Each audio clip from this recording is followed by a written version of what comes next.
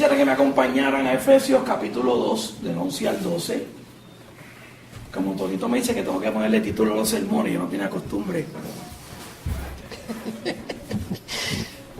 Este sermón se va a llamar Recordar. Sabrán al final por qué. Pero es recordar. Y leemos la palabra de Dios, nos podemos poner en pie. En el nombre del Padre, del Hijo y del Espíritu Santo. Por tanto, acordaos de que en otro tiempo vosotros los gentiles, en cuanto a la carne, erais llamados incircuncisión por la llamada circuncisión, hecha con mano en la carne. En aquel tiempo estabais sin Cristo, alejados de la ciudadanía de Israel y ajenos a los pactos de la promesa, sin esperanza y sin Dios en el mundo. Padre, te damos gracias en esta mañana. Nos presentamos delante de tu presencia, pidiéndote que tú nos hables a través de tu palabra, que edifique nuestra vida, que marque nuestra vida. Que podamos salir de aquí, Señor, distintos, no como entramos. Que tu vida, Señor, nos hable, que tu espíritu nos hable. Que nos dé la oportunidad de poder tener un encuentro contigo, Señor. De poder tener, Señor, una experiencia fresca, nueva contigo. Para poder disfrutar de cada momento delante de tu presencia en nuestra vida. Que nuestra vida no sea la misma, Señor, sino que esta palabra llegue a nuestro corazón profundamente. Te lo pedimos en el nombre poderoso de Jesús y te damos gracias. Amén. Pueden sentarse. Como todos saben, hemos estado hablando, por lo menos mientras yo estoy predicando, porque cada vez que viene un predicador, pues predica otra cosa. Pero por lo menos mientras yo predico, mantengo una serie con el libro de Efesios y trato de mantenerme en la línea, ¿verdad?, del pensamiento del autor. El libro de Efesios fue escrito por Pablo. Las circunstancias en las que Pablo escribe este libro, para aquellos, ¿verdad?, que no han escuchado otras predicaciones, es que Pablo está preso. Y Pablo nos ofrece en este libro una óptica de lo que debe significar Dios en medio de las circunstancias negativas en que nosotros vivimos. Como seres humanos, nosotros estamos expuestos al sufrimiento. Distinto a los discursos que dicen todo lo contrario. Como seres humanos cristianos, no estamos diseñados de manera distinta a los que no son cristianos. Vivimos en un mundo caído como los que no son cristianos. Por lo tanto, experimentamos el sufrimiento como los que no son cristianos. Experimentamos las malas decisiones a veces nuestras como los que no son cristianos, ¿verdad? Las consecuencias. Experimentamos las enfermedades como los que no son cristianos. Usted va a un hospital, por ejemplo, el oncológico, y allí usted no va a encontrar nada más que aquellos que no creen en Dios. Usted va a ver allí musulmanes, católicos, protestantes, va a ver evangélicos, va a encontrarse distintas líneas de religiones que probablemente estén allí en el oncológico, en una terapia para tratar de enfrentar el cáncer. Los cristianos nos quedamos calvos. ¿Sabía eso? Sí, porque aquí hay veces que nosotros creemos que esos son otros cristianos. Don José dice que esos son otros cristianos que tienen su peluca completa. Gloria a Dios. Bueno, mi papá murió con el pelo y el largo. Y no era cristiano. Así que hay gente que piensa que porque vamos a ser cristianos hemos adquirido una TH o un seguro de vida que va a evitar que tengamos que enfrentar el sufrimiento y el dolor. Yo he visto gente, como he dicho en otras predicaciones, maldecir a Dios, cristiano. Evangélico, no hay converso, evangélico. Porque se le ha enseñado que ser cristiano es no tener problemas. Y si algo a mí me encanta esta carta, es que para Pablo Dios no deja de ser Dios. Y Pablo está preso en una cárcel que no tiene aire acondicionado, que no tiene ESPN, que no tiene cable TV. En unas posiciones que probablemente sean bien incómodas. Habían cárceles romanas donde tú te metías en un hoyo que tú simplemente quedabas de pie, no te podías mover de ahí. No podías hacer un movimiento ni hacia el frente ni hacia atrás, ni te podías poner en cuclillas, nada. No había manera. Había cárceles que te amarraban a un cepo, un pedazo de madera a los pies y las manos. La humedad que había en una cárcel hacía un daño terrible. Normalmente la gente salía con unas pulmonías que para aquel tiempo, ¿verdad?, no se diagnosticaban. Pero casi siempre las personas que estaban mucho tiempo en una cárcel en Roma, cuando salían, morían. Pues porque la humedad producía unas enfermedades y unas bacterias que te iban a fulminar como ser humano que uno es. Pablo escribe esta carta a unos receptores en una iglesia que él estuvo 3 años en esta iglesia, discipulando la iglesia, enseñándola a la iglesia. Una iglesia con una comunidad judía gigante, una iglesia con una comunidad gentil grande. Y para Pablo era el modelo de lo que para él era el cristianismo. El cristianismo unía a los judíos con los gentiles. Los gentiles, para los que no saben, son todos aquellos que no son judíos.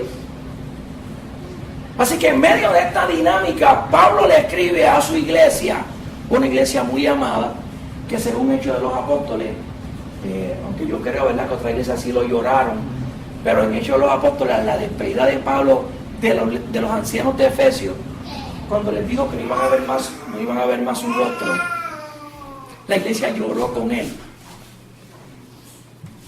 La iglesia lloró con él. O sea, Pablo era un ser especial en esta iglesia.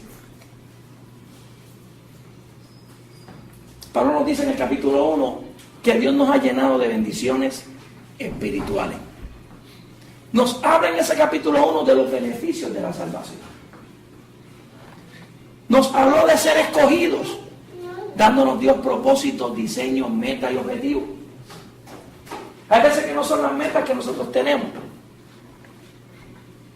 Yo oro por mi hijo Manuel todos los días, porque el día que Dios lo jale, él quiere ser ingeniero y va a ser un gran ingeniero, ¿verdad? Digo, uno no tiene que dejar de ser ingeniero para ser cristiano. Pero si tu llamado es a la pastoral, como que, ¿verdad?, porque la ingeniería uno no la ve dentro de esa pastoral. Hay abogados que se convirtieron a Cristo y dejaron de ser abogados, como Moody.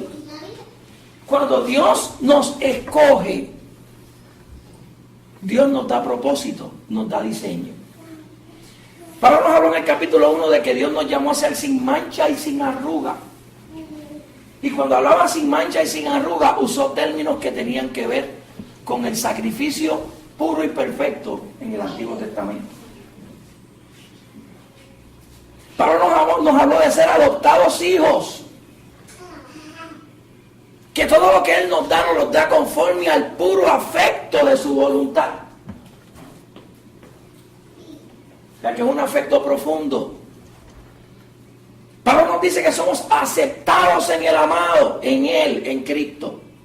Que somos redimidos, que somos perdonados. Nos habla de las riquezas de su gracia. Nos habla de que Él sobreabunda en nosotros su bendición. Otro estaría diciendo, mira, no, ya estoy por culpa de Cristo. Pero Él dice que Dios sobreabunda en bendiciones en la vida de Él y de los seguidores de Cristo. Dice que nos da sabiduría e inteligencia, que nos revela sus misterios, que nos da herencia en Él, que nos sella con las arras del Espíritu, que nos da revelación y sabiduría en el conocimiento de Cristo, que alumbra el entendimiento. Y ese alumbrar el entendimiento es que nos da esperanza, nos da herencia y nos da poder. Y cierra el capítulo 1 hablando de Cristo dentro de ese poder y diciéndonos a cada uno de nosotros que todas las cosas le son sujetas a Cristo. Ese es el Cristo a quien Pablo nos predica. Pero no solamente eso. En el capítulo 2, Dios nos empieza a hablar de que somos salvos por gracia. Nos habla de delitos y pecados. Y habíamos hablado, delitos es cuando tú intencionalmente vas y pecas. Pecado es un errar al blanco.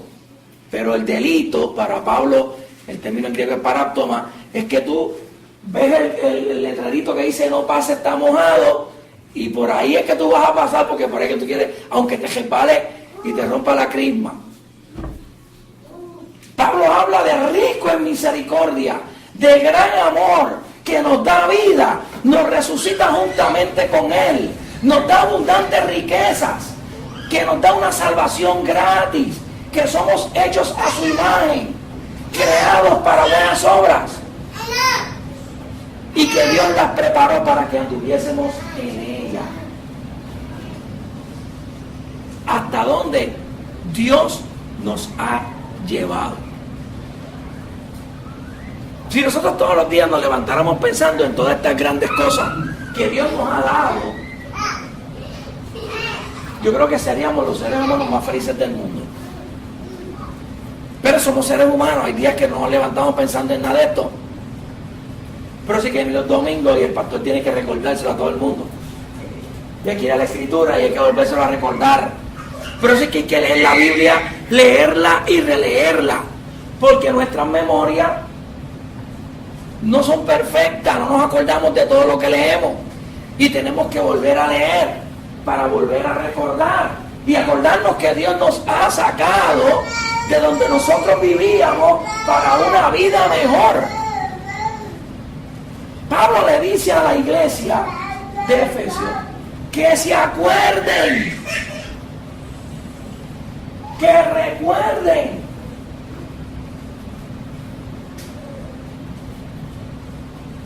Pero es de donde Dios los ha sacado. El pueblo judío se llamaba el pueblo de la circuncisión. Y cuando hablamos de la circuncisión, ¿verdad? Hablamos de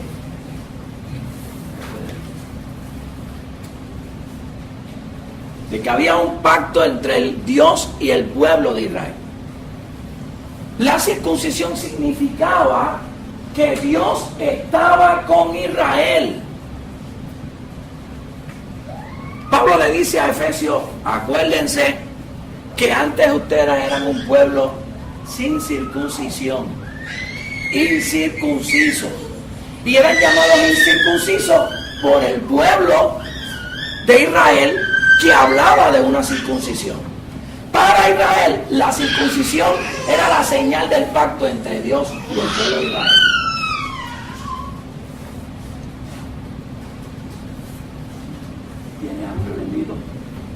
Para Israel, la circuncisión era la señal del pacto. Dios hace pacto con Israel y le dice, vas a circuncidar a los primogénitos. A los 8 días de nacido, lo vas a circuncidar. Porque es una manera de establecer una señal de que había un pacto entre el hombre y Dios. Era una manera donde el hombre se sometía en obediencia a las consecuencias de ese pacto. Porque Dios pactaba de gratis, pero el hombre tenía algo que hacer en ese pacto. La manera de empezar a decir, yo estoy dispuesto a hacerlo, era circuncidando a los hijos varones a los 8 días. Interesantemente, Pablo habla en Romanos de una circuncisión del corazón. Y aunque aquí nos está diciendo que en otro tiempo éramos llamados incircuncisos, Pablo habla de que Dios quiere que nosotros circuncidamos nuestro corazón.